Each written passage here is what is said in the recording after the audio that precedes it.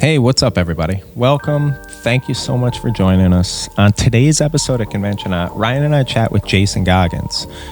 He's the owner, CEO, face of JasonGoggansFitness.com. As per the name, Jason's focus is on physical fitness. More specifically, though, Jason is honed in on weight loss as his particular area of expertise. As usual, though, we don't spend a lot of time talking about his current day-to-day. Ryan and I dig in, ask some hard questions, try to figure out how this kid who dreamed of working in the DEA or some other branch of federal law enforcement, what happened? What changed? Why did he one day realize, this isn't what I want to do anymore? And in doing so, where did he get the courage to completely step off that path and start on a new one? One that wasn't paved, one that didn't offer any sort of guarantees or promises. We get pretty deep in this episode. We touch on some pretty sensitive subjects and, some vulnerable areas for all of us, if you're listening, in today's society. So I want to thank Jason in advance and encourage all of you to take the time to sit back and check this one out. Jason Goggans, conventioNOT.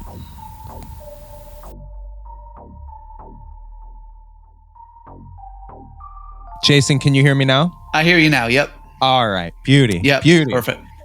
Well, all right. I'm gonna introduce real quick because, like I said, man, we hit it hot and heavy right That's when right. we showed up. There's like, Yeah. I feel like I'm looking in a mirror. We got some commonalities. Today on conventioNOT, we're really excited. Jason Goggans is here with us. Ryan's in Atlanta. I'm out in Hawaii. Jason, where are you at at the moment? I'm out right outside of Atlanta. That's home base? Yeah, I'm right in a town called Woodstock. Okay, perfect. Yeah. Well, do me a favor, Jason, so I don't, misrepresent or misinform, even more of a concern. Yeah. Would you mind giving yourself a little bit of your preferred introduction to the audience here? Yeah, and I don't know exactly what everybody wants to know, but I'm my name's Jason. I'm 45 years old, just turned 45, wife, 4 kids, been married 19 years. Yesterday was my anniversary. I've been a fitness professional for 21 years. I owned gyms for 17 of those years, so that's my profession. Now I coach fitness and fat loss online. I live right outside of Atlanta, Georgia, in Woodstock, like I said, and yeah, so that's it's a very busy life. My kids are almost all teenagers. We're getting there anyway. I got a 16-year-old, 14-year-old, 12-year-old, and a 10-year-old. So it's life is quite hectic, but it's a lot of fun. I wouldn't have it any other way. So that's a little bit about me. Hopefully that covers most of the bases. No, that's perfect, right? Yeah. It would have taken me like 5 minutes to kind of meander around that, what sounds like an incredibly full, home and office, Yes. if you don't mind the phrasing there. Yeah. Yep. That's right. That's exactly right. And I gotta admit, bro, 45. Yeah, I thought I'm gonna be 39 in about a month, but you're looking pretty good for 45. So Thank that's you. I mean, in your business, that's relevant, right? Yeah, you gotta look the part at least to some degree. Well, part of it is here on video, you can't see all the gray in the beard. But if we were in person, I'd probably look a little older. But No, thank you for that's that. that's right. wisdom. That's right. wisdom. Yeah, exactly. I have Exactly. to imagine that growing as a fitness professional for so long, like it's not always like the easiest way through the gruel of running gyms to stay fit. I mean, you show up to a gym every day or you show up to your job every day. But it's certainly part of like living the dream, right? Yeah. Have you guys, I mean, as you kind of worked through that in your time, is that a big part of like, is fitness always a big part of where you're going? I mean, you mentioned that you're going backpacking here shortly, or are you more of like a lifestyle? Like I just stay fit because I'm a lifestyle type person. That's a very interesting question. So I would say even in fitness, in the fitness profession, it vacillates, right? Just like, we're normal like everybody else. And it's funny because there's like an adage that, once you open a gym, you get really out of shape. So everybody thinks that you open a gym, you work out, you work in a gym. It just must be so easy. And there is an advantage there. I won't deny that. But you're still running a business, and the demands of running a business are still there. And I know when I owned gyms, some of those periods of my life were some of the least fit that I ever was, because you're working 18-hour days, and that's wire to wire, and you got a wife and kids at home. So it's hard to fit, even though you can just step out of your office and work out, you still got to step out of your office and break away from the work and work out. So for me, fitness, but here's what I'll say about it is those times when I wasn't as fit as I wanted to be were some of my least happiest times. So I know I link being fit to being happy. And I don't really fully know that I fully understand the link psychologically, but and I do. Well, I kind of do. Here, let me phrase it this way. I think being a business owner is very high anxiety. And I'm not sure if entrepreneurship breeds anxiety or people who have anxiety go into entrepreneurship. I don't know which it is, but it's either way, definitely related. There's a lot of anxiety in business ownership.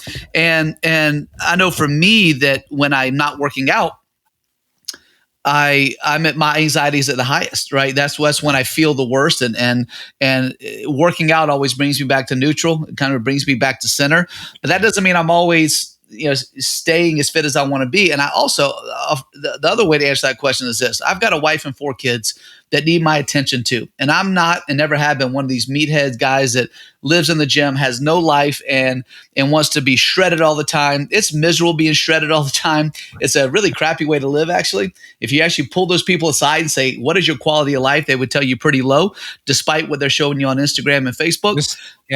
Just hang out with them one night. Just spend one night with like a professional fitness or bodybuilder or what. Nah, man, that shit ain't fun. It's the time they spend analyzing likes alone is challenging enough for me to not want to hang that's out, right. Like that's I've got a couple here. I'm sure you're aware of the Atlanta fitness community. I've been around it so much, and we have some friends and colleagues who it's really in so many ways it's such a vain profession, right? Mm-hmm. And so one of the things we try not to do here in the show, if anything, we try to debunk is typecasting industries because of professions. And I know when you first started, kind of interchanging with Mike, that was what he shared with me. The largest part was that this guy just kind of has a different story than that. So it's really cool to be able to hear, about the struggle, right? Everybody always wants to hear about another struggle, but the honesty is that in order to be a leader in a fitness community, I mean, at least in the metro areas that I've lived in, it really takes almost it's a modeling and self-promotional type thing. Yeah. And that's different than creating a community where people work on their selves, right? Yeah. There's plenty of trainers who bring business aboard because they are good at social media. But I think that the primary, vast majority of people who are making that big difference in people's lives, they have way more to do with creating a community, whether it be in a gym or whether it be group fitness classes online now. I mean, I'm sure, and I'm excited to kind of hear, about some of the changes in the way that you're reaching the people you work with and inspire via COVID. But that is what fitness is really about. Even though we might have showed up just because we saw picture of Mike's abs on the ad previously. Right. Yeah. Photoshop. Totally Photoshop. That ain't real. Yeah. And it's interesting because I think our definition of fitness as a society has gone sideways. We tend to think being ripped and shredded is what fitness is. And I can tell you that many people who are ripped and shredded aren't even that fit. I know people who carry significant, and I don't mean obese people, but a good amount of body fat that will run circles around most of the people you see on Instagram, fitness-wise. So it becomes about what is the definition of fitness, right? And I think it's very individualistic. So what's fit to one is not fit to another. For somebody, being able to hike up a mountain is being fit. For somebody, it might be shredded. For somebody, it might be being really strong. For somebody, it might be being able to run 20 miles. So I think it's a very individualistic definition. And I think, unfortunately, to use your word, typecast is probably the best way to phrase it, because we have typecast fitness into an aesthetic, right? If you have the aesthetic, you must be fit. If you don't have the aesthetic, you must not be fit. And nothing can be further from the truth than that. Undersells it. Yeah. Undersells the impact on your life. Absolutely. And at the end of the day, I have found in my 21 years, the best coaches are the ones that are the most relatable, because most people can't relate to the dude who eats grilled chicken and broccoli every meal and spends 3 hours in the gym. They can't relate to that guy or girl. And that guy or girl can't relate to the average person Not at because, all, right? yeah, Like just don't eat. right. It's not that hard. It's like, man, Yeah. I know, but can you make this not a miserable existence? Yeah. Right? Like it doesn't have to be punishment. And I don't Exactly. mean to like cut you off there, but like Agreed.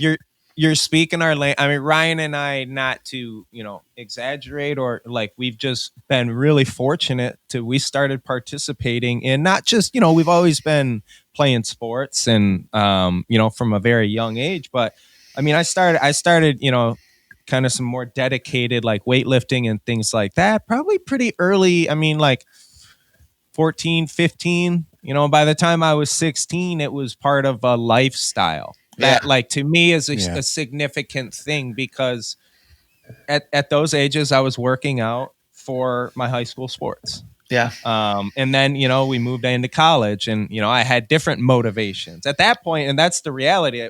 I stopped playing sports and I kept working out. Yeah. And the reality is my motivation at that point was solely vanity. Yeah. And like that's a significant difference between, looking good and applying those muscles, that range of motion, all of these things that actually are real health and real overall fitness, as opposed to, all these, the abs and the 2% body fat and the this and that. It took me until I was in my 30s and moved out to Hawaii and was surrounded by all these people who did not fit what I had classically thought of as fit.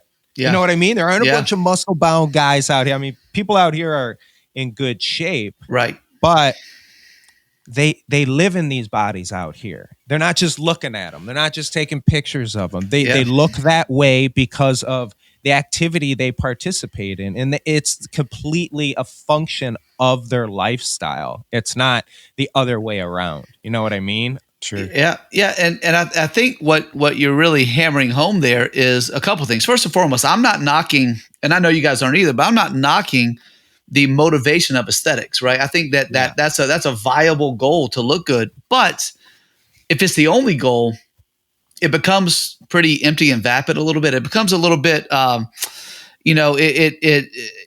me, it deviates from what fitness really is. And you got to be able to apply your fitness. And I one of the gyms I owned for 7 years was a CrossFit gym. And I'm not, a CrossFit junkie by any means. I just fell in love with it at the time, and I don't do much of it anymore since I sold the gym. But 7 years was long enough. But I will say that one thing, CrossFit, they do some things wrong, but one thing they do really well is they teach you that you need to apply your fitness, right? And so when I owned the CrossFit gym, we'd have some of these muscle heads come in there. And again, I'm going to stereotype a little bit, and maybe it's just the ones I've come across. That tended to come with an ego, and they walk in, they look better than everybody. They look like Greek gods coming in, but when it came time to work out, they got destroyed. Yeah. And what ended up happening is they would walk out pissed off, and CrossFit sucks and stupid, and they walk out and it's because they got shown up a little bit, because they are not that. So bodybuilding is not fitness. Bodybuilding is an aesthetic. And that's a totally fine. I think it's a great sport, bodybuilding. I've trained bodybuilders. I've helped people get on stage. I've done all that. And I think it's a great sport. So I'm not knocking it, but it's not fitness. And don't ever confuse the two. Because when you're on stage posing, it is the least healthy you probably will ever be. I was going to say, like, fitness is good for everyone, for all ages, for all body types. It's better to aspire to be more. It's good to aspire to be more fit. Bodybuilding and what's being like that is, I think what we're all agreeing on is we respect the hustle and the discipline of bodybuilders. But like, come on, no one thinks that's like the peak achievement of health. That's the peak achievement of aesthetic, right? Yes. But those are very, very different things, man. Very different things. Jason, you touched on something, and I just want to go back to it real quick, because I feel like this is something you probably have in abundance, whether you kind of are sharing it or not. And it's that focus on the aesthetic aspect of fitness or working out or losing weight or whatever. it has such a damaging psychological role, and that constant, like, I don't look like this yet. I don't look like this. Like, hey man, I'm sorry, but you're probably never gonna look like that. We Yeah. need, like, we Yeah. need to maybe adjust what you're going for here, because that's like Yeah. an 18-year-old who hasn't ever like had a beer yet or like lived life. So like that's not what you should be chasing, ma'am. You know what I mean? Like, I'm sorry, but that's what I think of when I think of having to deal with what you have to deal with today, is like the added level of being a therapist for all of your clients, right? Like, hey, rule Yeah. number 1 is delete all your social media accounts. Yeah. Yeah. Like, I don't.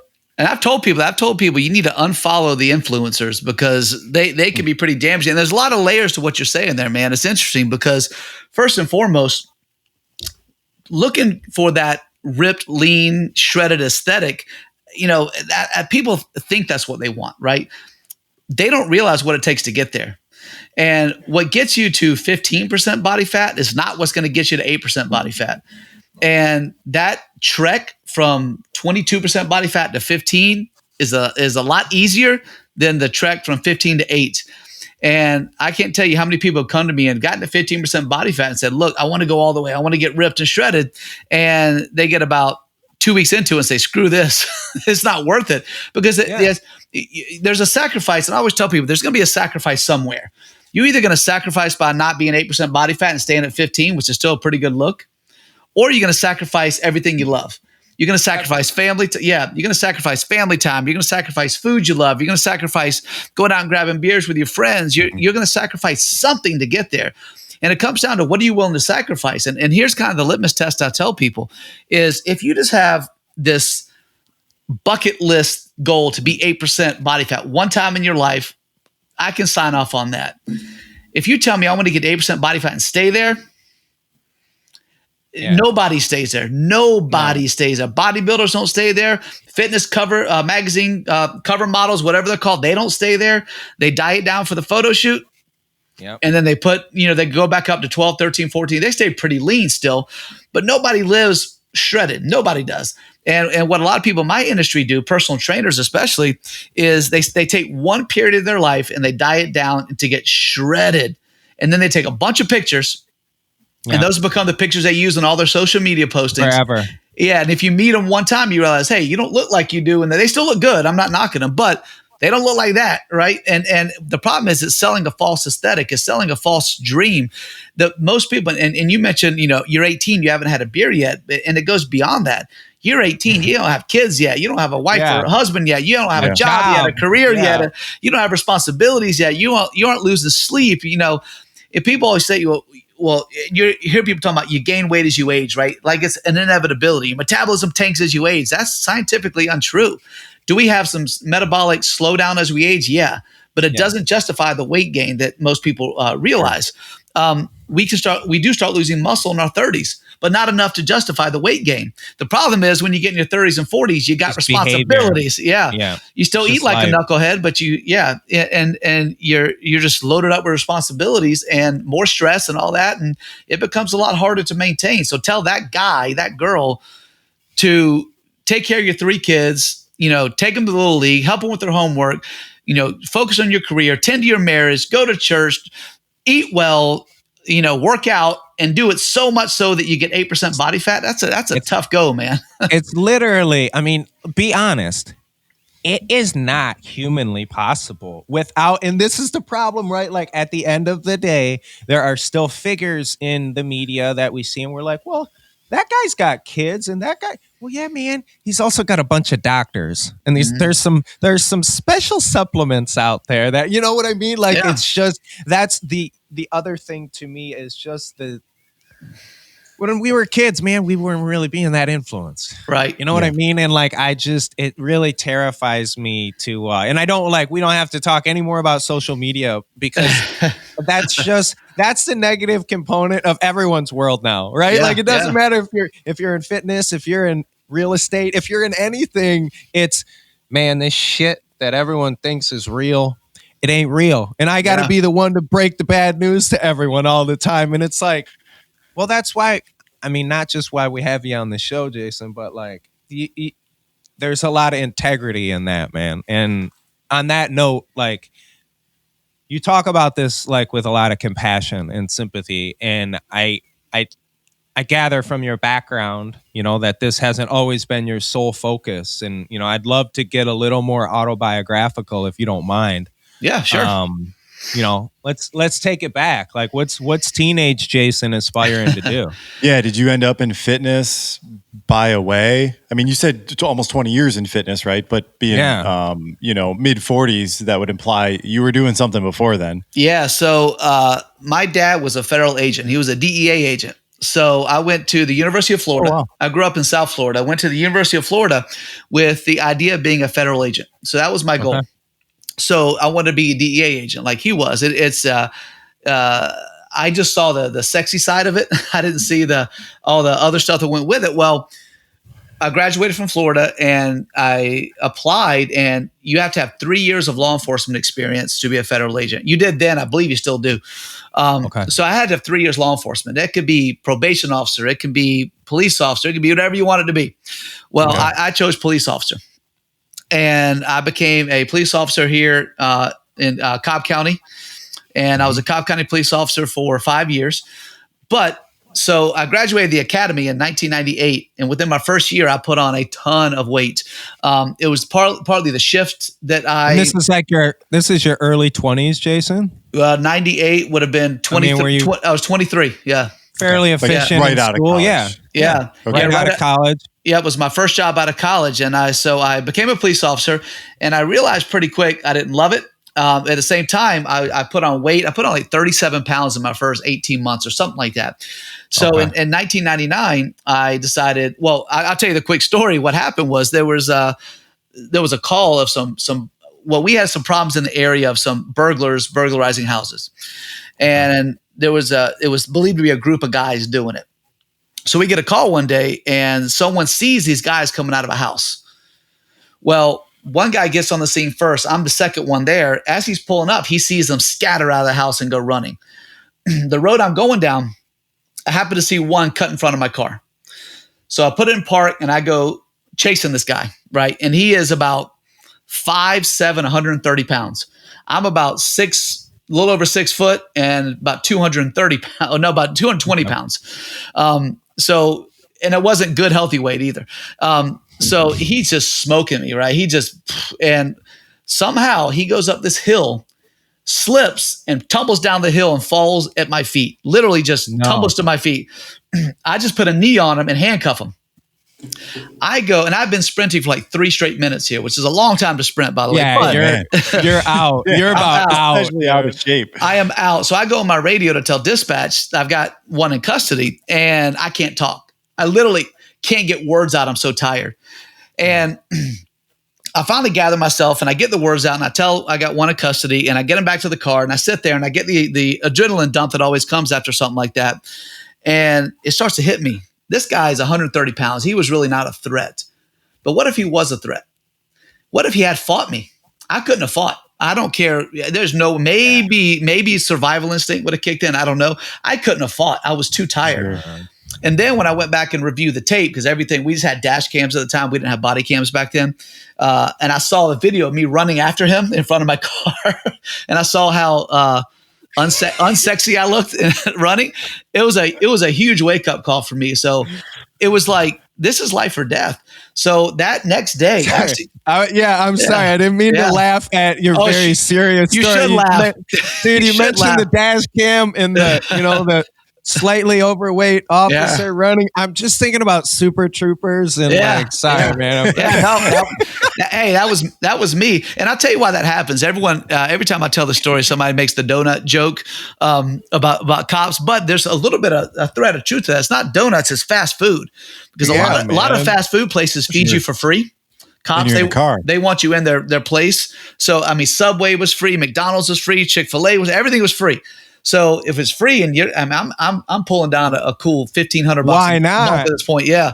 So you don't make any money anyways, right? And then you don't have any activity because the activity is going to get your food maybe out of the car and back. Yeah, exactly. So you put on weight pretty. If you're not careful, you put on weight pretty easily. Yeah. So that next morning I got up and ran like a mile. It about killed me, but I ran a mile. Well, fast forward a few months and I lost 37 pounds.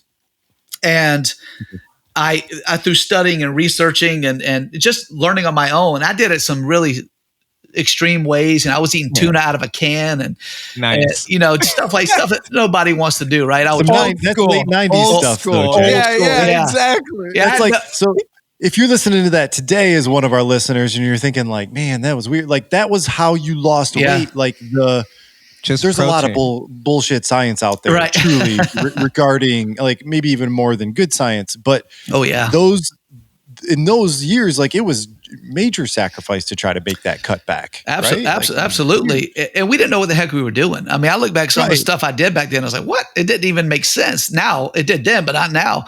And well, once you lose 37 pounds as a cop, people start asking questions and, well, how did you do it? How did you do it? So I started helping people and then I started training people. And I realized before this, I'd realized I don't really love police work. And now I didn't want to be a cop. That wasn't my goal, was to be a federal agent was the goal. But I fell out of love with law enforcement. And my wife, I was newly married-ish, and I would be depressed at night before I had to, get up the next morning and go to work. I was not myself. I just hated going to work. Every morning I woke up, I would go through, is there any way I can call in sick today? And you can't because people need you. But I went through my head. I just was miserable. And one day she said, look, something's got to change because you're not yourself anymore. And I said, you know what? You're right. And, fast forward a little bit, I researched fitness businesses and opened my first gym. And so I stayed a cop quite a bit longer after that. After training, I trained people about 3 years as a cop. But at some point when it was like, okay, enough is enough. I got to make a change. I left in 2003, opened up my first gym and early 2003 and owned gyms for about a little 16 and a half years, something like that. I owned one-on-one personal training gyms. I had a huge boot camp locally. And then I opened my CrossFit gym for 7 years and sold sold everything, along the way, but sold my CrossFit gym a little while back. And now I coach online. But that's my backstory. So I want to be a federal agent and I became a personal trainer and nutrition coach. So who knows how this stuff works out, but that's where I am. And hey, listen, it's the best thing I ever did. I mean, 21 years later, I don't just like what I do. I love it. So it was the best thing I could have ever done for myself.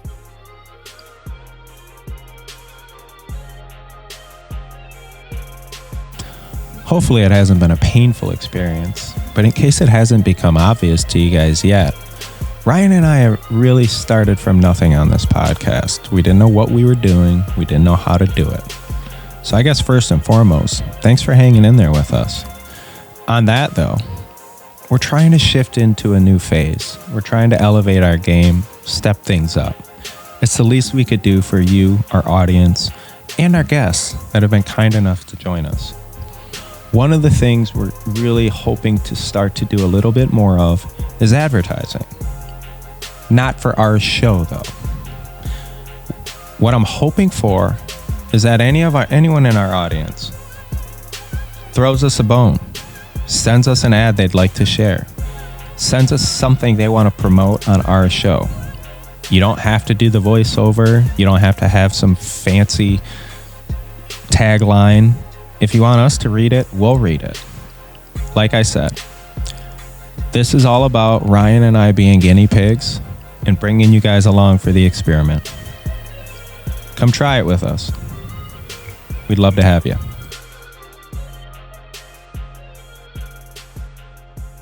Like how beautiful that there was that experience, that like forced you. I mean, so prior to the 37 pounds, when you were going to school at Florida, were you playing like intramural sports? Like, were you into fitness at all? Like, was that a part of your life that you just fell out of when you put that uniform on and sat in that car? Like, and I'll tell you part of how it happened is, I played intramural sports, football, basketball, even soccer, which I hate. I still played it. And we worked out all the time, but I was skinny. No. I didn't know what I was doing. But in the weight room, I had no idea. I just bench press, right? That's what we all did at that age. Yeah. And, sure. And we played intramural. So I would go to the Southwest Rec Center there at University of Florida and play 6 straight hours of basketball. That was the sport I played in high school. And, so I was in really good shape. What happened to me was, I went through the police academy in Cobb County at a time when there was an ex-special forces guy running the academy. And he didn't just believe in physical training. He believed in military special forces physical training. So we had days when we would go 3-4 hours wrestling, boxing in the what they call the DT room, the defensive tactics room. And you can barely stand. You think the day is over. And he's like, all right, guys, 5-mile run, then we'll call it a day. I mean, you can barely stand anymore. That's the kind of physical training we did in the academy. And it was every day. And it was. But that was the most fit you had ever been in your life at that point, probably, right? I hit the road really fit. But I think I also rebelled after that. Said, I was going to say, you got set free. Okay. Yeah, and I was like, I ain't doing that for a long time. It sucked. It was 26 weeks of that, and it sucked. And it was like, there's no way. I can't. So I'd stop working out, stop being active, and ate fast food, which is the perfect weight gain formula. So, is that same guy still there? No. So he's fantastic, by the way. He was great at what he did. He just believed in putting out really well trained. I mean, we were a great, not just physically well-trained group, but we were mentally well-trained too. But he ended up being the chief of police at Cobb County. And now he was the head of all public safety. And now I think he's got a private job somewhere. So he escalated. I mean, he was awesome. He deserved every bit of it. But he believed in physical punishment. So, and that's what he doled out. But listen, it was good. The first year, man, the first few months of the first year, I looked good. I felt good. I was able-bodied, but it just, it doesn't take long when you start eating fast food and not moving for it. That's interesting because Cobb County is not really regarded as it's not a gentle place regarding law enforcement. I just say that, right? Like there's a lot of stuff which this show is not about in law enforcement right now, summer of 2020. Right. But like Cobb County is, for our listeners, we have listeners actually all over the world, including Zimbabwe. I know this last episode. But Cobb County is northwest of Atlanta, and it's probably, and Jason, you maybe know this, but probably one of the most populous counties in the southeast, if not even in the country. Yeah. Where, basically almost the entire suburb of Atlanta is in Cobb County, at least up until the past few years. But it's not regarded as I live in the city, right? And so like Cobb County is regarded as a place where the cops are at least a little bit rougher, I would say, than others regarding their enforcement. So I wonder if that guy and his perspective on that led or kind of, has its thumbprint on that area. Because it's so populous. There's so many people there. I don't even go there because it's so hard to get there, actually. It's very diverse. And I don't just mean ethnically diverse, but, certain pockets of the county are like farmland and certain parts are very urban. And it runs the gamut. Like $10 million homes, to farmland. It has to be such an interesting place to try to govern that way. It was. And I would say Cobb County for many, many years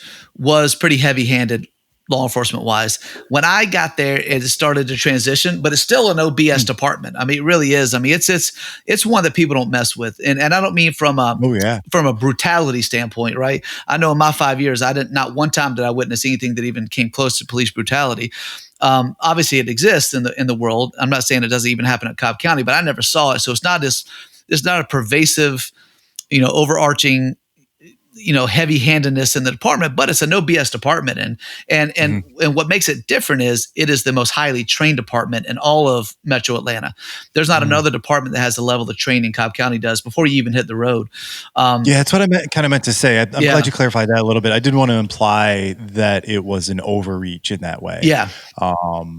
I could be outspoken in that about some things, but my experience in Metro Atlanta is that the police forces are actually really well integrated. I feel like, I travel a lot and, this is something that catches so much of my personal interest. Not so much of what we talk about here. It's very much more of an enlightening type show. Yeah. But I think that the rest of the country could take a lot of notes from not just Cobb, which, again, I think that the enforcement is there, but not the brutality, at least from my perspective. Yeah. I'm a white bearded dude that probably looks like a lot of those, maybe officers to a certain extent. But like from that perspective too, like Metro Atlanta, I think does a really good job. Brutality is a crime. Like that's a different thing, man. That's like, same. And it happens. And that's the thing. I think you and I don't think, even as a former law enforcement officer, I don't think I would disagree with some of your views. I think that, I think that law enforcement, and I don't know if we want to go on this tangent, but at the end of the day, it's like anything else. It can bring the wrong person in, and you give somebody power, and it can change them. If they're not solid in their morals and ethics, it can change them. And you give anybody power, and things can happen. And unfortunately, I see things as a former law, and I'm very pro police, but I see things in law enforcement, as do most law enforcement officers. I mean, I have friends that still are law enforcement. We see things that make us cringe. Sure. The problem is those are the ones that get highlighted. And when you start to realize that officers have millions of interactions daily, and if you can only give me 17 a year that really turn that way, it falls short of an epidemic, but it doesn't mean that those 17 were okay. So, there's always, and I'll tell you this too, from another perspective, is there's a lot of departments out there that get very poor training. I know that's the big thing right now is police officer training. There's departments like Cobb that get really, really, really high level training. And that's why you don't hear much about them. But then I also went to departments. So I got total, 35 weeks of training, which it was 9 weeks in a local, what's called the North Central Georgia Law Enforcement Academy. I don't know if they have that anymore. And then 26 weeks specialized Cobb County training. Well, there are a lot of officers who had that first 9 weeks, and then they went right to the road. Well, 9 weeks is not enough, and it's not even close. Man. Here's your gun. Here's your kind of your job description. Like, figure it out. Almost every career has an issue with people who exploit their power, right? So like if I'm a target manager, and I'm not drawing loose, like joking parallels here, but if like I'm a target manager and it's probably a commensurate pay, right? Again, officers coming out of the academy do not make any money at all. It's like a teacher. And so like I want to use my power. I might use that on another employee or on a customer unfairly by cursing them out, or even like committing a striking crime on them for some reason, right? But it's just a different situation that way. And it's really an unfair expectation, right? Like it's an unfair expectation at 9 weeks and 36 weeks. Again, this is not my area of expertise, so I don't want any of our listeners to take it as my type of speculation about that. But like your mistake is potentially more costly, right? And that mistake is just like one moment of one night of 1 year of one career. And that is like really something that I wish we could start to solve for, because that's what everybody jumps behind, right? Like everybody jumps behind that.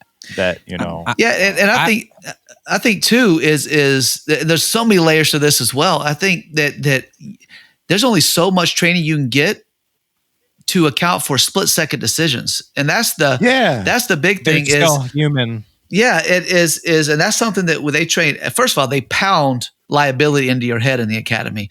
Don't do this, don't do this. You're going to get sued. So you're already on edge a little bit. But secondly, they also pound in your head. Go home at night. Well, if I got a guy under control and I've got a knee in the back of his neck, that's different. That's pathetic, piss poor police work, and it's criminal, and that person's going to pay for that. But I got a guy who I say, show me your hands. He doesn't show me his hands. Then I say, show me your hands again, and he very quickly reaches for a pocket and pulls out something black at night. And I shoot, and turns out it was his wallet. Well, the media, human. The media, human. The media says, well, all he had was a wallet.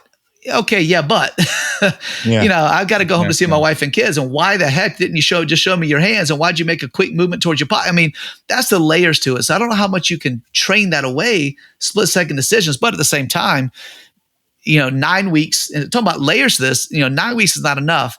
There's an argument to be made that 35 weeks is not enough. But then it becomes about funding. And now the police departments don't have the money to train you beyond that. So it's a messy situation.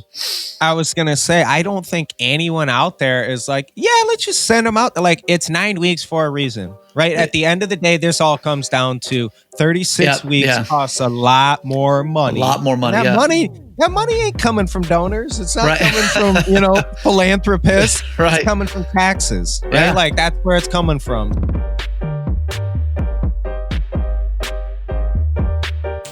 What's up, y'all? It's Mike from the show.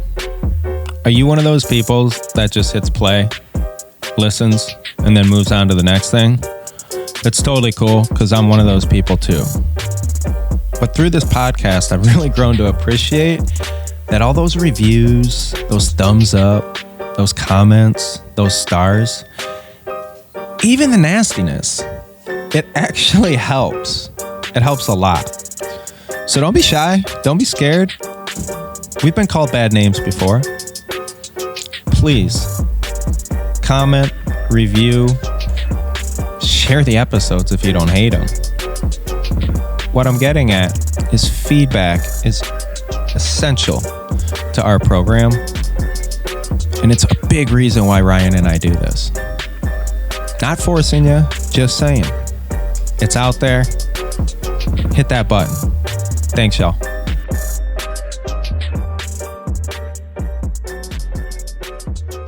I'm thinking about the guy who, second year on the job, has a really shitty experience, changes his life. Life, presumably, you drop 40 pounds. You're starting to get your colleagues and, peers and maybe even some people that you look up to that are now seeking advice from you.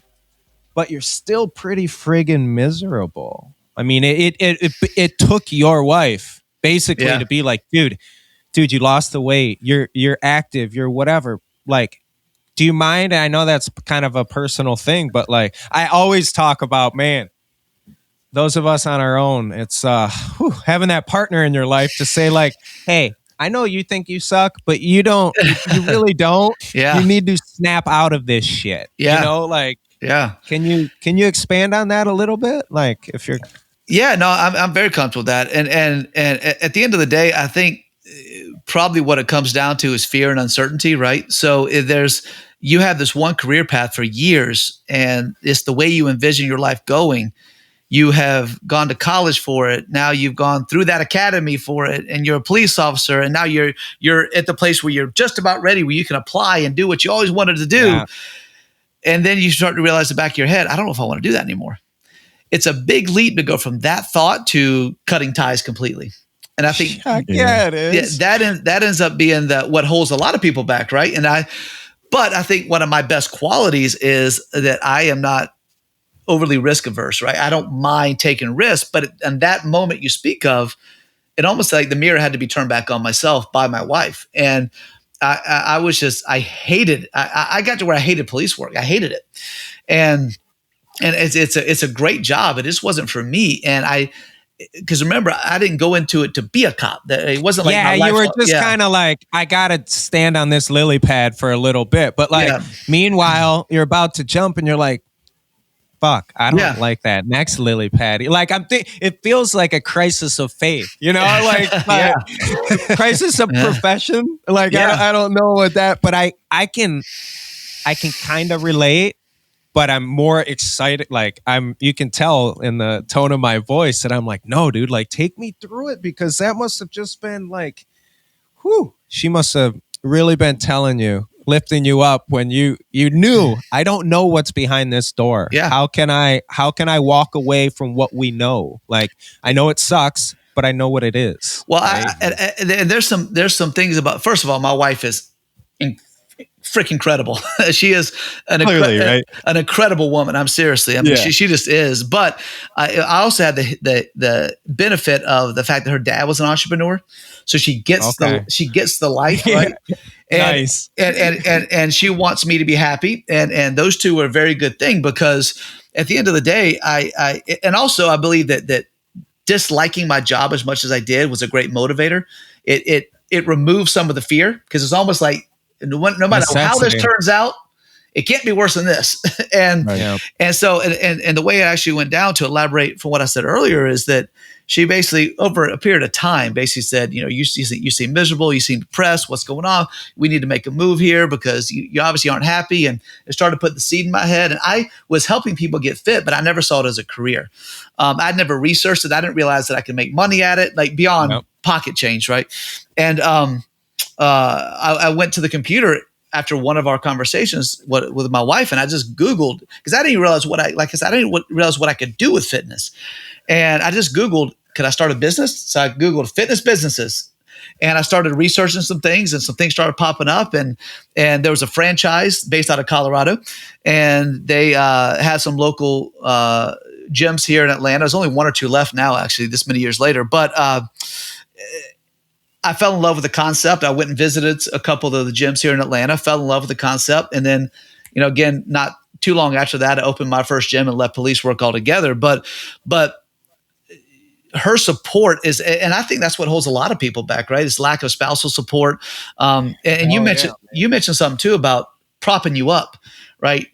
Your partner should make you feel like you can do this, right? You've got this, that you're good enough, that you've got what it takes to succeed. And that's what she does like crazy to me, right? Anytime my confidence dips, which as an entrepreneur it will, it is the ultimate roller coaster ride. And there's been times where I thought I'm just a piece of shit. That's just how I felt. And she's right there to prop me back up and get me back to an even playing field. And without her support, without her nudge, without I don't know where I would be. So she has played an integral part. She's never been a part of any of my businesses, but behind the scenes, she has played she's massive making role. them run. Yeah, no, she's oiling the gear that makes them run. I mean, my wife's dad is an independent business owner as well. And until you just said that, I never once have thought about the connection, because I did not grow up my dad had some business experience, independent business, but I would never say like entrepreneurism was not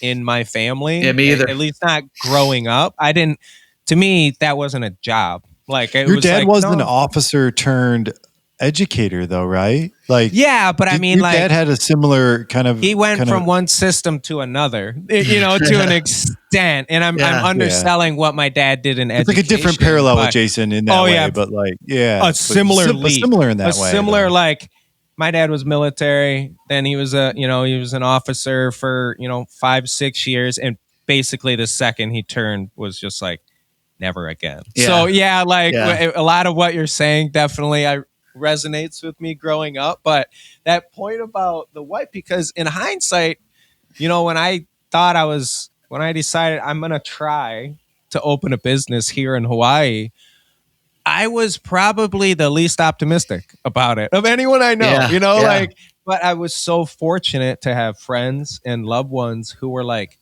dude, if you fall, we'll catch you, man. And you know what? You can always do other shit. Yeah. But go for this. Yeah. Go for Try this and out. Of course. Hey, you know how it is, man. It ain't paved with gold. You get a run and then you stub your toe and then you get a good pace going again. It's a roller coaster, dude. Yeah, but at the same time, I tell people I'm a big fan of entrepreneurship, and I try so hard not to push my kids that direction, but I do try to plant the seed, because I'm a believer in controlling my own fate as much as can be. And I try to tell people there's a risk either way. So the choice you're ultimately making is this. The entrepreneurship is brutal. It just is flat out brutal. But everything's on my terms, right? It's on my shoulders. How much money I make is up to me, and how hard I work is up to me, and I can't be fired. And I have the freedom of schedule, and I have all these things that are amazing that kind of offset some of the downsides of it. But the other option is to slave away for somebody else for the rest of your life, and to make somebody else rich, and to have little control. Yeah, you can advance and get promoted, but that's still somebody else's decision, not yours. Or now, if you love that, and don't be wrong, I know people who are like VPs of companies who love it, and that's great. Then I'm all for that. Yep. But I also know people who are in corporate America who hate it, and they're going to spend 30 years hating life.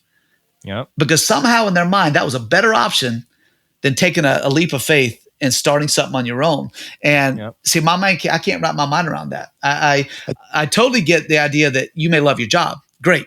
But if you hate your job, what the hell? How can that be better than taking the leap of faith with entrepreneurship? I don't know. I think there are far less entrepreneurs who are miserable in that way. Yeah. With jobs. There's a lot of jokes and there's a lot of cliches about being an entrepreneur that I think are almost like focused on like getting the grit and bringing it. But you really touched upon something there that is what you get from entrepreneurialism, especially an entrepreneurial career, not just like a segment of entrepreneurial career in your life, which is freedom. And there's also a statement that matches up to that, the previous thing we were talking about, which is that freedom isn't free. And like that, to me, for entrepreneurialism, is that you do earn that freedom. Now you've got to figure out something you could do to support yourself, which is by far the most important component of being an entrepreneur. But when we talk to entrepreneurs, and shit, for your listeners that you're bringing forward to listen to us today, they could tune into 15 or 20 other episodes of entrepreneurs like you, different businesses, so on and so forth. But there is that common thread, which is that it's support. It's often spousal. And, you know, most of the people I think we talk to are more at the age of, you know, spouse support would be there. But it's also that drive that the freedom needs to be there. Yeah. And it's not like it's easy. But if you're not made for that and you want to do that VP route, like that's an easier route. Like it really is. It's built in all cases. Yeah. It's structured. You know, there's a very not necessarily an easy one, but there's a clear path, right? Mm-hmm. Like that's been done thousands and thousands and thousands of times before. I got to be honest, man. If someone had pulled me aside as like a 16-year-old and been like, hey, dude, by the way, I know you're not real good with authority or like bosses or any of these over governing bodies. That's what entrepreneurship is. You just have to know you can swim. Like it's jumping off the boat, but like the boat leaves. So you just have to know that like, can you keep afloat, you know? Because to me, the corporate stuff, the devil is always in the restrictions, in the tape, in the bureaucratic. Like, to me, again, those have been my experiences where it was just like, this is so hindering, this is so limiting that I why would I do any of this with passion? I'm just getting paid to build your dream. Yep. I've forgotten my own. You know, at some point, that's what happens. I've been talking to this professor. So Mike and I, pre-Billy Donovan era, or post-Billy Donovan era, Mike and I went to Michigan State University. Yeah. Shout out the late 2000s or early 2000s, right in that era when you guys were winning them and then we were winning them and stuff. You guys had a run there, man. We did, yes. Football and basketball. I had to get that in there. But I have been communicating with a professor who teaches a capstone class in the communication school, which is where I graduated. And I'm going to start teaching this fall at Michigan State. Oh, wow. And what I'm really, really focused on with him is creating this content about how entrepreneurialism should be approached as a lifestyle. And Mike, you and I haven't even actually talked about this. I've just started to get into the curriculums over the past couple of weeks and they start to get back to the contactless learning. But the reality is that like that being brought more to an educational level so that, yes, there's a skill set that you need to learn when you educate yourself in post-secondary school, but also trying to understand earlier on when you can become an entrepreneur, I think helps for a lot of people. Because otherwise it ends up for so many people, it's that I got frustrated with this. Yeah. And if I would have known that at that point in time, then perhaps I would have went into an additional type of exploration before I picked my career, before I picked that job in my 20s that got me into my life today. And I wonder how much of that's personality driven, because you brought up a good point too about authority. And we talked about me hating police work, but we never got to why I hated police work. And I hate and that's why I hated it, because I was being told what to do all the time. And there's no debate. There's no like, hey, let's talk about this. This is like, I didn't like writing tickets as a cop. That was not what I didn't get into man, I don't want to be a cop, like I said in the first place. The last thing I would do is go sit there and write stop sign tickets, right? That was, but it's just not, it's not, but and by the way, the whole idea of quotas is a myth too. There's no quotas, especially in Georgia, are illegal. So the quota thing's not real, but at the end of the day, you were told you need to write more tickets. They couldn't give you a number, but they would say you need to write more tickets. And I don't want to write tickets. You're going to write more tickets, but I don't want to. Okay, then you're going to find yourself on a shift in a precinct that you don't want to be at, right? And that's what there's consequences. That's a reverse quota, by the way. Exactly. Penalty. Yeah. So there is a quota, but a quota type system, but there's no number. Right. But at the end of the day, I was being told what to do, and I just cannot stand being told what to do. I mean, it's like a visceral reaction. It's not like I just don't like it. It just crawls up my spine if anybody tells me what to do. I don't care who you are, what, right? But I wonder, to your point, if you can flush that out early. I should have never been in police work. I would have never. I would have never lasted in the military. Right? No, just my personality doesn't jive with that. And I wonder if there's a personality thing that could be I guess flushed out early to say that, okay, you're better suited, because there's a lot of personality traits I think you have to have as an entrepreneur. I think you don't have to hate authority to be an entrepreneur, but it may be what drives you to it. You're going to be happier there. That's what I'm talking about, man. Exactly what you're saying. But you have to be okay with risk. Like I said, you have to have confidence in yourself, because at the end of the day, this also what I tell people is you got to put faith somewhere, right? You either putting faith in that guy who's the president of the company, that he's going to keep this thing afloat and not lay you off, or you got to put faith in yourself. And 10 times out of 10, I'm putting the faith in me. And that doesn't mean I always succeed. I mean, I've had miserable failures in business. I've had times where literally I have had to find like spare change around the house to eat. And that's when I had a wife and a kid, one kid at the time. I remember going to a Christmas party at my mom's house one time, and everyone thinks when you have a business, you're rich, right? And everyone's talking about, oh, you got a business, things going well for you. And I'm thinking, I can't even feed my family. Like not only is there not going to be a Christmas, I can't buy food, right? So I've had times like that, but I'm also okay with that, because I always knew back here that I was going to pull through that. Were there moments where I doubted? Yeah, there were moments, but overall, I've always believed in myself. So you've either got to believe in yourself or believe in somebody else, because you're putting your belief somewhere. I wish we could just draw that to you when you're in your late teens, right? Or we could draw that to you when you're in your 20s, so that you didn't have to maybe come upon that struggle so hard. Yeah. So I gotta interject, because Chase, I mean, we look alike. We're speaking the same language. You've described your dad. You've only mentioned his profession, right? But you've been very clear that you have a strong opposition to authority. Yeah. And I'm thinking of the teenager with the dad who's DEA. Wasn't your house pretty All right, so did you grow up in a real structured type environment? No, so let me clarify this for you. So when I speak of dad, it's my stepdad, first of all. And I say dad because my dad left when I was 2. Okay. And he, to this day, wants nothing to do with me. Another story for another day. So he just kind of abandoned the family. So this was my stepdad. Okay. But my mom kind of ruled the house, right? Even though he's a federal agent, he was he was so enamored by her that what she said, right? She kind of ruled the house. He didn't.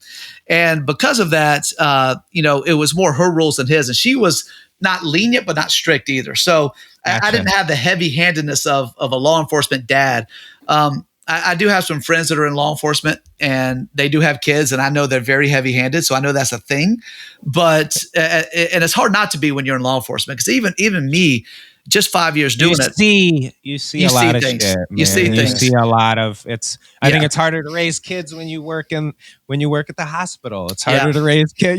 These things. It's knowing more. I was a little nervous to bring that up, but I had to ask, because I'm like, damn, dude. What did your dad say when you walked away? When you walked out of that precinct, and you're like, I'm opening a gym. Because he said you've had a lot of support, but I was about to applaud him, because that must have been a little bit of say what now? Yeah. You're doing what? Yeah. That's not what you studied in college, Jason. What are you talking about? Yep. And that's honestly, I don't remember what he's my stepdad, like I said, but I don't even remember what his reaction was when I did, but I can tell you I didn't care. It's no. Yeah. It clearly your mom your Yeah. mom was okay with it, right? Like Yeah, your and mom supported it. Oh, she didn't want me in law enforcement to begin with. I think she celebrated the day I told her this. Exactly. So she was totally fine with it. But at the end of the day, she was very, do what makes you happy kind of person. But Okay. but yeah, I didn't have to experience anything negative from his end. But also part of it too is DEA today is not what it was when he came through, and he knew that Okay. as well. So he also knew that it wasn't. I think he was a little bit apprehensive anyway because. There has been, and I won't get political, but there's certain presidents along the way that have changed the DEA.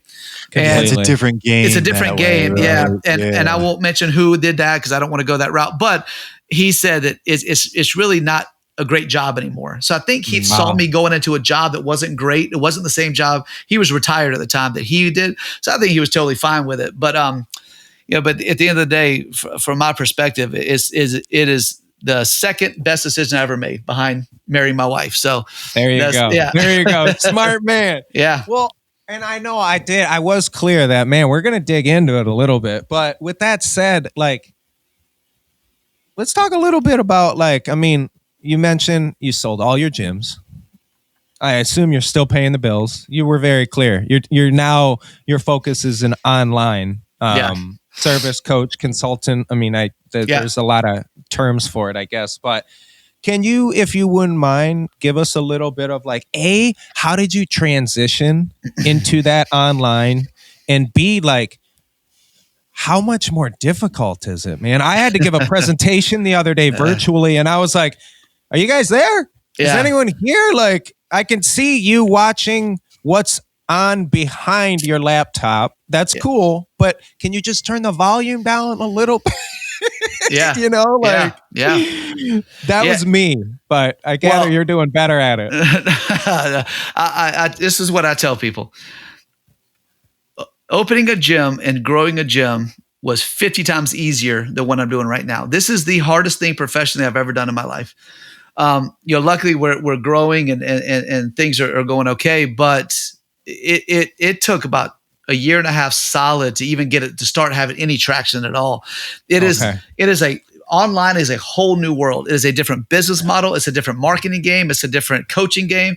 And I know my first 3 or 4 clients, I had no idea how to coach them virtually. I had no idea.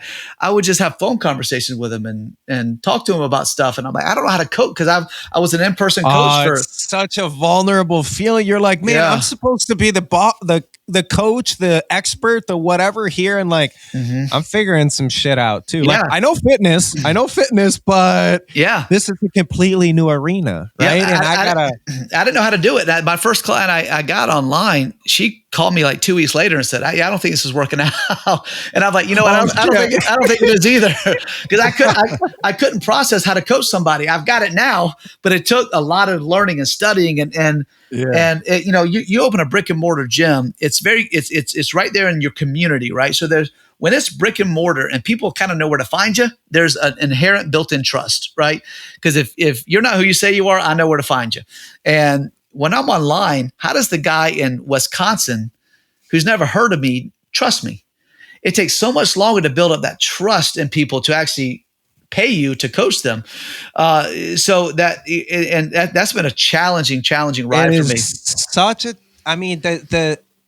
It obviously blows the roof off of limitations, right? You can reach everyone, Jason, but it's a real challenge to figure out how do you reach those people? Like, how do you come across as you? How do you present? How do you connect? How do you build those relationships in this new language that, like, it's just a very, we're old. When it comes to this shit, I feel real old. I feel real behind the ball, man. Like, it's, I like that we've had a few guests recently that, like, just the timing was amazing. We've had 2 guests that basically completely shifted their business online in like late 2019 or early 2020. Yeah. Talking to them's been great because they're like, I'm surviving, but holy shit, I got real lucky here. And I hate to say it, but like I said, Ryan and I have kind of been dabbling in fitness for much of our lives. And, between that and entrepreneurship, like, we know a lot of people that own gyms as well, brick and mortars, whether it's restaurants or gyms. And like, there's absolutely no way to continue to have paid the bills throughout that. I mean, I know your state is a little unique in that, but like, man, I don't care if you own a CrossFit or if you own like a 24-hour fitness here in Hawaii, man, you're not going to recover. It is going to take years to even, and it breaks my heart how many independent guys like you walked away from probably normalcy to live their dream, and that dream gets like taken away through no faults of their own. It's just this. It's going to be a rough ride for brick and mortar gyms for a while. This is going to be and again, my timing inadvertently, by no like skill of my own, was perfect for this, because like the gym that I sold is still open, obviously, and I don't know for a fact, but I get a feeling they're hurting, and people are scared to go back. And listen, the margins for gyms are so small. They're so small. I mean, these guys, gyms aren't. People think gyms. Nobody's getting rich off of owning their one gym. Hell no. Especially the little mom and pop type gyms. The margins are razor thin, and we would have revenue months of like $40,000, but our overhead would be 36. Right? It's just like there's no margins there. So they're going out of business left and right, and it's a shame. It's hard to watch, but also at the same time, it's also causing this huge influx of moving online. But there's a lot of personal trainers and gym owners struggling there too, because it's a completely different game. It's a different marketing strategy. Everything is totally different online. Like locally, I could put an ad in a little, local magazine and get clients, right? I mean, even something as basic and minor as that, you can't do that online. You got Facebook ads, you got, content, you got things like that. It's hard to make the internet shake. Unless, it's very hard.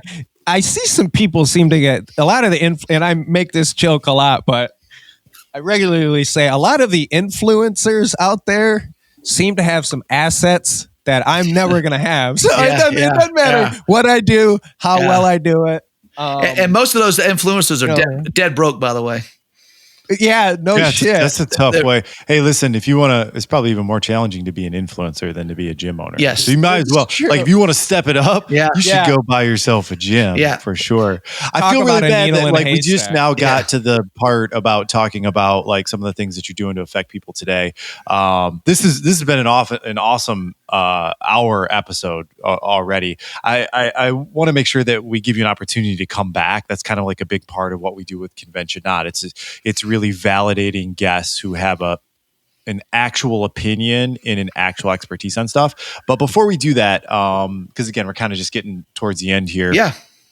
Tell us about how we could become a client of yours, because that's part of like what is important, and that's part of like what we're learning that we can really, and we do help our guests with, is to help their clients get to know them better. Yeah. But also to kind of, attract those new clients that are out there. I'm thinking now that I put on that COVID-15, and I think that I identify with somebody like you, who, to be very clear, is not somebody who's going to dance in front of a screen like a modern day Richard Simmons, right? It's a different thing that we're talking about, but this is also a very real thing. If I'm a law enforcement officer, if I'm, somebody who sits at a desk all day and I just want to reach out, how do I do that? And why would I do that for you? Yeah. So let me tell you the people I love to work with, and I'll start there. I love working, and great way to start. Yeah, I love that. And it's because of my background. I love working with people who go to the gym, they bust their butt in the gym, they put all the time and commitment in, and they can't lose weight. And I'll tell you why I like working with that population. One is there's a ton of them, because owning gyms, I saw it all the time, because we have this mindset: if I just go to the gym and work out, I'll lose weight. But there's some very definite reasons why people aren't losing weight in the gym. But the reason I like that population is because you've already proven you're committed. You've already proven you're disciplined. You already proven you're willing to put in the work, but you're missing a couple of the pieces. You're missing some very important pieces of the weight loss puzzle, because working out of the gym is a part of it, but it's not the whole piece, not the whole puzzle, obviously. So I like working with people like that. And I do, the way I introduce people to what I do in my world is through a free 5-day challenge I do it through Facebook. And it's where I show you, and here's how I phrase it. Here's what this 5-day challenge is for. is to show people what those missing pieces are. And you're going to do that 5-day challenge and learn everything you need to know. And I mean that sincerely, everything you need to know to lose the weight you want to lose. Period. End of story. At the end of that 5 days, is there going to be an opportunity to work with me? Yeah. But the people who work with me are going to be those who want to accelerate their results, right? Through accountability, through more personalized coaching. But most people who go through that 5-day challenge won't work with me. But they're at least going to walk out the other end knowing exactly what to do. I don't leave anything unturned. I don't leave anything behind the curtain. And hey, you got to pay me to get it all. You get it all on the 5-day challenge. So it's not like I'll give you a little bit, and if you want the rest, you got to pay me. It's I'll give you all of it. But if you want to accelerate your results, that's why you should work with me. So if you go to JasonGoggansFitness.com, then you can see the tab there. There's a free 5-day challenge tab. Click on that. It'll walk you through the rest of the steps. But that's who I like to work with. That's the person that really resonates with me. I've been that guy. I've been all that. So it's who I really, really enjoy working with, because like I said, working with somebody who's not really dialed in, dedicated, committed, who doesn't really want it. There's people out there that have this mindset, if I just swipe a credit card, I'll get the results. You already got 4 kids. I mean, yeah, that's right. Yeah. That's a great way to put it. Yeah. I just love working with that population because they're so frustrated, but they're so committed, and we can make some pretty drastic changes pretty quickly that way.